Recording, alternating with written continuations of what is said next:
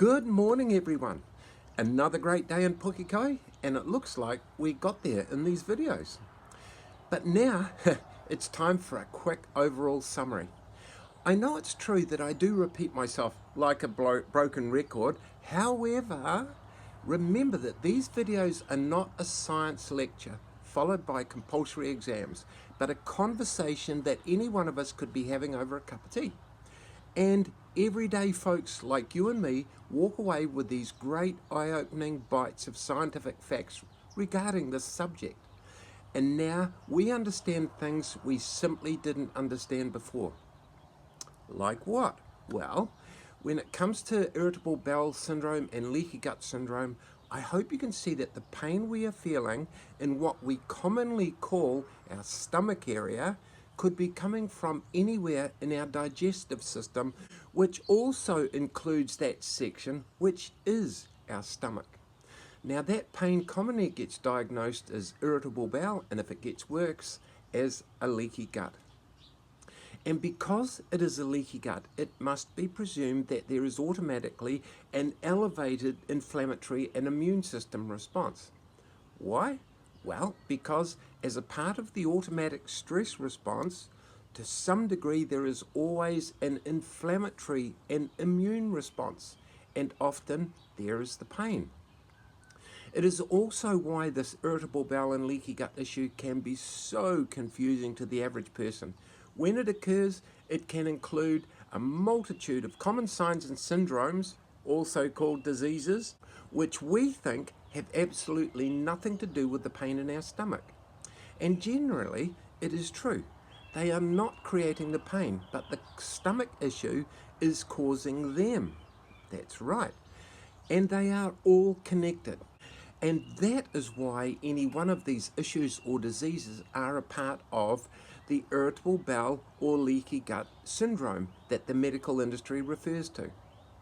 Treating any one of these illnesses or diseases as they arise is not fixing the origin of the irritable bowel or leaky gut problem, and therefore not targeting the origin of these diseases. And that's pretty well known.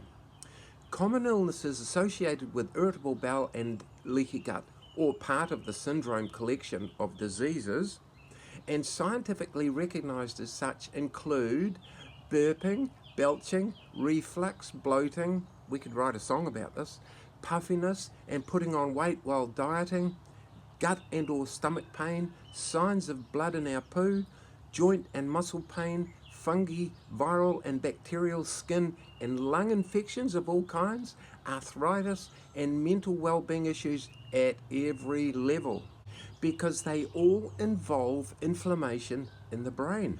Then there is chronic fatigue and nutritional deficiencies at every level, and eventually a fatigued immune system, because it can also wear out. And because it is now not operating effectively, that leads to regular infections, poor recovery from illness, and other poor health of every kind, including autoimmune issues. That's right. Now, just for interest, if you have an autoimmune disease of any kind, then the chances are very good it is originating from your gut. So keep that in mind if you're one of those people with one of those problems. All medically trained recipients of an academically recognized doctorate should know this. And just one more. Why blood in our poo in relation to irritable bowel and leaky gut? Now this is important to know.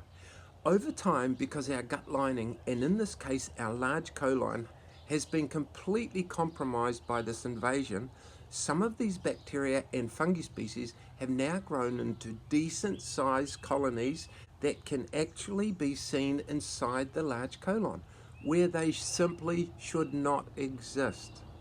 Now, why should they not exist? Well, because normally there is no oxygen or food supply for them in that large colon. However, they are now feeding on that high oxygen and nutrient supply located just on the other side of the gut lining, which is our blood supply. Okay, how do they do that if they simply can't survive there? Well, over time and persistence are their secret weapon. Because of our lifestyle, poor food quality, ongoing stress levels, etc., our protective good bacteria have died off. The antiseptic mucus layer protecting the gut lining is decimated, and the gut wall itself is beginning to break down. Now remember, we talked about the enterocyte cells which make up the gut lining and the tight junctions which holds them all together? And now there is even a hint of blood coming back through from the arteries into the gut itself, which we begin to notice in our poo. But that damage can also be ably assisted by an overly aggressive immune system, which includes a hot and swollen inflammatory response, which, like that injured finger we mentioned earlier, targets that injured area, keeping it hot, inflamed, and raw as it tries to heal it by sending even more blood loaded with oxygen, chemicals designed to kill the invader, and nutrients for the repair back to the damaged zone, which is being further damaged by those bad bugs which are now thriving on this never-ending rich nutrient and oxygen supply. And now the conditions are perfect for even more hibernating bad bacteria and or fungi which are drifting through our digestive system completely unchallenged by our weakened stomach acid to also come alive and add to the rapidly multiplying population. The perfect conditions.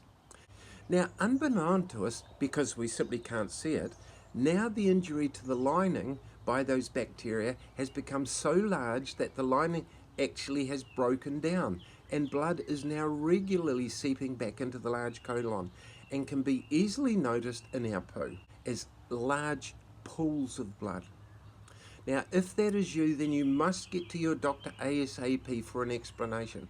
I can't stress it enough from my research, it needs immediate intervention.